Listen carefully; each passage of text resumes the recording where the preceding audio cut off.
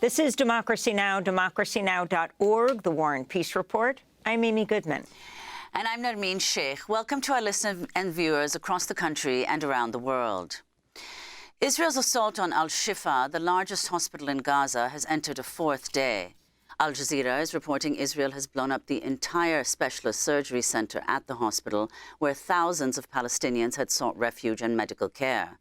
Israel has now ordered everyone to evacuate as it threatens to blow up the entire medical complex. The World Health Organization says it has documented 410 attacks on healthcare facilities since Israel began its assault on October 7th. We begin today's show looking at the collapse of Gaza's medical system. A group of international doctors who recently spent time in Gaza traveled to the United Nations and Washington this week to express alarm over the humanitarian crisis. This is Amber Al-Ayan with Médecins Sans Frontières, or Doctors Without Borders, speaking at the United Nations on Tuesday. Two populations are particularly vulnerable: pregnant and lactating women who were already facing iron deficiency anemia before the war, which puts them at risk for hemorrhage during birth. With the war, it puts them in a state of undernourishment or malnutrition, potentially malnutrition, which means that they can't breastfeed their children properly. The milk doesn't necessarily come in, and it's definitely not enough. And the other population is children under 2 years, which is the breastfeeding age. There's not enough space for us to work closely with the mothers to help them start lactating again. We can't even access them. And to be able to do that, you have to have day-to-day activities with those women, and that is not something that's possible for us right now. Those children need to be breastfed. If they can't be breastfed, they need formula. To have formula, you need clean water. None of these things are possible. What we're talking about is women who are squeezing fruits, dates into handkerchiefs, into tissues, and drip feeding their children with some sort of sugary substance to nourish them. That was Dr. Amber Al-Ayan of Médecins Sans Frontières. Dr. Zahir Sahlul, the president of Med Global, also spoke at the United Nations on Tuesday. This is Hiyam Abu Khadr. She's 7 years old. She is one of the victims of the war in Gaza. A bomb hit her family home, so her father and brother were killed, and her mother also was injured, and she had burned, and she sustained third-degree burns on 40% of her body. She was treated by one of our volunteers, Dr. Vanita Gupta, who is critical care specialist from New York, in the European hospital in Deir al-Balah. And Dr. Gupta took some videos of her, and you can see her face in the videos, and also in this picture. And if you want to define post-traumatic stress disorder, this is what post-traumatic stress disorder looked like in the face of a child who's 7 years old. She was supposed to be evacuated to Egypt, and she waited for weeks before she was eventually evacuated, and she died 2 days after evacuation because it was too late. And Professor Nick Maynard also spoke, a surgeon who led an emergency medical team in central Gaza at Al-Aqsa Hospital in December and January, former director for cancer services at Oxford University. I saw things at Al-Aqsa Hospital which I still wake up at night thinking about. Appalling injuries in particularly women and children. The most devastating burns in small children. One child that I'll never forget had burns so bad you could see her facial bones. We knew there was no chance of her surviving that, but there was no morphine to give her. So not only was she inevitably going to die, but she would die in agony. And Professor Nick Maynard joins us now, the surgeon who led the emergency medical team in central Gaza at Al-Aqsa Hospital in December and January. Again, former director for cancer services at Oxford University. Dr. Maynard, thanks so much for joining us from Washington. You were here in New York yesterday addressing members of the United Nations. Talk further about what you found and talk about how it compares. You've been going to Gaza for, the last 15 years. Yeah, thank you very much for asking me on this morning. As you said, I've been going to Gaza since 2010 and have worked extensively in various hospitals in Gaza. And each trip, it's always very challenging. But there are circumstances we get used to. It's what I describe as normal Gaza for people who have been there. It's, of course, not normal by anyone else's standards because there's always a lack of resources. You're always wondering whether things are going to be running out. When you're operating the operating theatres, you always have to work with the equipment you're given. It's never quite enough. But, of course, you manage that very well. What we've seen since October the 7th and the visits we've had to Gaza have been inestimably worse than that and working under extremely challenging conditions with a huge lack of resources and working in a healthcare system which is being systematically dismantled by the attacks on it. And Dr. Maynard, as you know, since you've returned, the situation has gotten immeasurably worse. If you could comment on the latest news about the sustained attacks on Al-Shifa Hospital. You said earlier, after your trip in January to Gaza, accusing Israeli forces of, quote, appalling atrocities as they systematically target hospitals and healthcare infrastructure in Gaza. So if you could elaborate on that and what you hear of what's been happening in the last few months since you left. Yes, absolutely. I mean, I've witnessed myself attacks on hospitals. When I was in Al-Aqsa hospital, we were forced to withdraw 2 days early because there was a missile attack on the intensive care unit. What's happening at Shifa Hospital now is really a replica of what happened in the earlier part of this war when Shifa Hospital was attacked and almost completely disabled. I have been in contact with a close friend who is a senior surgeon at Shifa to hear what's happening in the last 48 to 72 hours. And the same thing is happening again. The hospital, which had been largely disabled, had been beginning to function again in recent weeks and still at a much lower level than it had originally been capable of. But nevertheless, the staff there heroically treating their patients with limited resources. But again, they've been forced to leave. I've heard horrific testimonies of the medical staff being stripped naked, some of them being abducted again. And we are seeing really the horrors that we witnessed several weeks ago. And Shifa Hospital, of course, being the largest hospital in Gaza, the major trauma centre, now again will be almost completely disabled, and there will be no healthcare services for those patients in Gaza City and North Gaza. Well, as you know, Dr. Maynard, the UN has said that none of Gaza's 36 hospitals are at this point fully functional. You described your own time working in Al-Aqsa in January as perhaps the worst experience in your medical career. We heard you speak a little bit about this earlier, but if you could describe the conditions under which you worked there and what you saw, the patients that you were seeing, their injuries, if you could just talk about that. Yes, we hear a lot about fully functioning and partly functioning hospitals in Gaza. I would argue there have been no fully functioning hospitals at all since October the 7th. The quality of care that I've witnessed in over the 15 years I've been going has been quite fantastic. Some extremely talented doctors and nurses and other healthcare workers providing a remarkably high level of healthcare provision despite the really challenging lack of resources. But even though there is talk about fully functioning and partly functioning, I would argue that even Al-Aqsa Hospital, when I was working there, the Nasser Medical Complex, the European Hospital, before they were attacked by the Israeli forces, they weren't fully functioning. They could barely cope, well, they couldn't cope with the numbers of severe traumas coming in.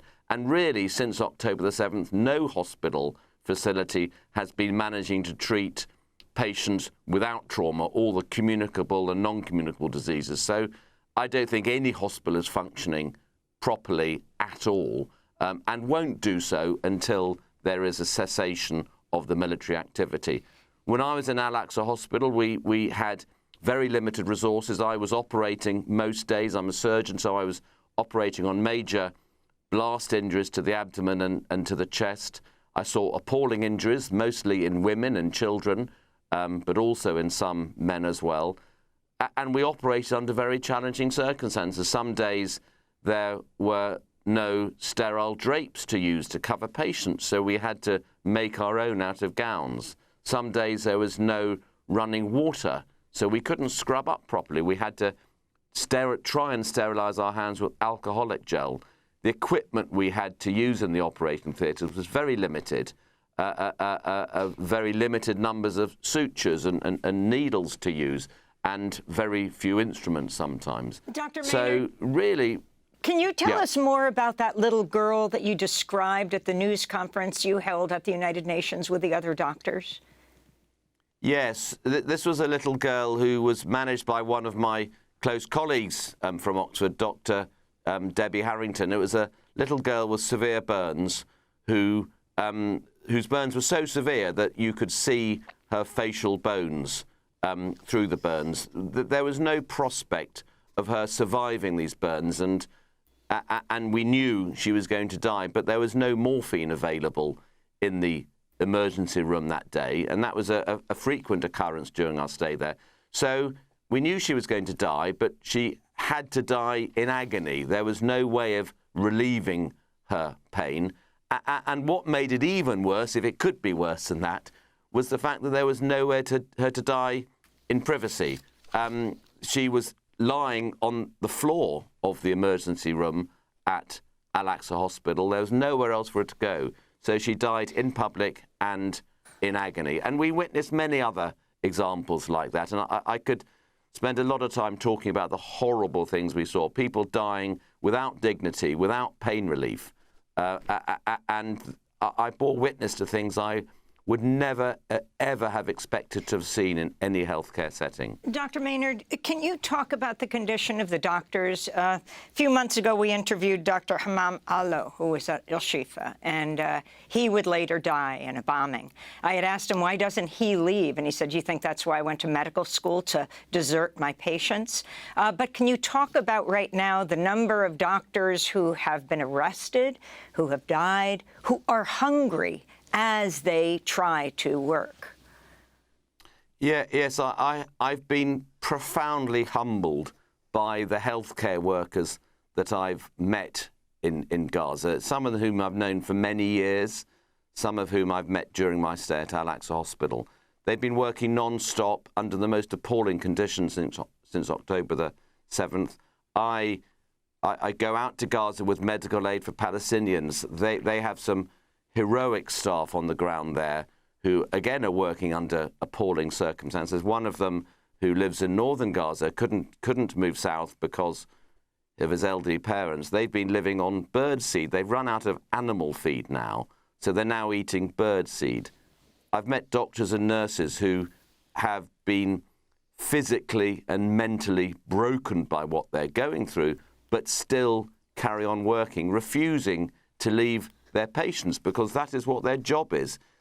None of these people have been paid at all since October the 7th, and indeed many of them hadn't been paid for many months up till then. But they stay with their patients because that is their job, that is their duty, and they will not leave, despite the full knowledge that they may die as a result of that. So I am truly humbled by the people I've met there, both doctors, nurses, and some very close friends I've made in medical aid for Palestinians who work on the ground there. Well, Dr. Maynard, I want to ask about another related issue, which is you said that most of the people you treated were women and children. Now, of course, Gaza is on the brink of famine, and at least 27 children have already died of malnutrition as Israel continues to block humanitarian aid supplies. If you could talk about whether you already saw signs in January of the effects of insufficient food on the children that you were treating. Yeah, you played earlier the very eloquent description by Amber about the problems with malnutrition in women and children. We saw this when we were there in December and January. We saw at Al-Aqsa Hospital the paediatricians who we knew there were seeing 2 or 3 cases a week in December of kwashiorkor. This is the most severe form of protein-deficient malnutrition. And you may remember pictures of the various famines over the years we've seen in Africa with pot-bellied children. And this is the most severe form of malnutrition. And the paediatricians were seeing this in Al-Aqsa back in December. We saw evidence of, very clear evidence of malnutrition in some of our surgical patients in Al-Aqsa hospital. Virtually all the patients get severe infective complications of their injuries and their surgery because of the conditions, the overcrowding, the lack of antibiotics, the lack of sterile procedures. And of course, when people get these infections, when they develop sepsis, that rapidly accelerates the malnutrition. And these people who were already on the brink of malnutrition then become rapidly malnourished. So we saw that a lot, and we called this out. When my colleagues and I returned from Gaza, we were very vocal about the worrying development of malnutrition, and of course all our fears have been realised, and now it's reached the IPC, category 5 of malnutrition. There is a famine there, and these are people now and patients and children who don't just need food, they need medical treatment for their malnutrition. And even if there were a ceasefire today, there would be many hundreds, if not thousands, of ongoing deaths from the severe malnutrition as a result of this man-made famine that we're now seeing. Dr. Nick Maynard, what is the prescription you are recommending right now? As you come to this country, you were at the UN, now you're in Washington speaking to lawmakers. What are you telling them? What do you say that President Biden should do? Yeah, we've had a terrific reception in New York and in Washington, and we really do believe people are listening to us, and we're telling them as it is on the ground. We're not politicians, we're not lawmakers, we are humanitarians who are just describing the appalling things we have seen. It is very, very clear to all of us who've been on the ground in Gaza that the only way to try and stop this humanitarian catastrophe is for an immediate ceasefire.